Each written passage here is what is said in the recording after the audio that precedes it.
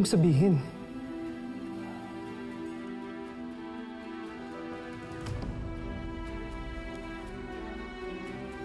Nakapagdesisyon ako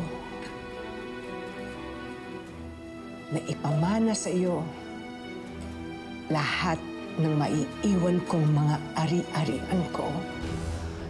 Hindi ko po alam kung joke po ito o prank ba ito, pero hindi po ito magandang biro. Sa tingin mo ba, nagbibiro ako? Sa kalagayan ko ngayon, magagawa ko pa na magbiro sa mga bagay na pinaghirapan ko. Dahil sa sakit kong cancer, alam ko, hindi na ako magtatagal sa mundong ito. Kaya naisip ko na kailangan lahat ng mga pinaghirapan ko,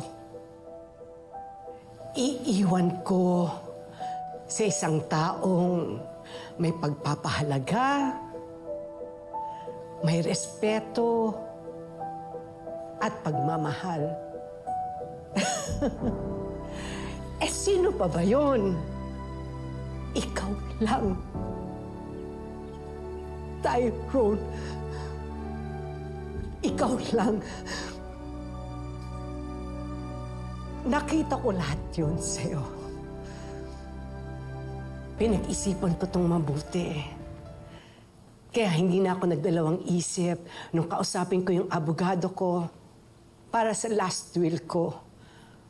Para masigurado ko na sa'yo mapupunta lahat ng pinaghirapan ko. Pero Aling Jacinta, hindi ko po matatanggap yan. Hindi niyo po ako kaano-ano. Ang may karapatan dyan ay ang kapatid niyo po. Hindi ako papayag na maiwan ko lahat ito kay Darius. Tyrone, kilala ko ang kapatid ko. Alam ko na kapag iniwan ko lahat ito sa kanya, mapupunta lang sa wala. Pinag-isipan ko itong mabuti. Kaya hindi ako nagdalawang isip nang kausapin ko yung abogado para sa last will ko. Para masigurado ko na sa iyo maiiwan lahat ng pinaghirapan ko.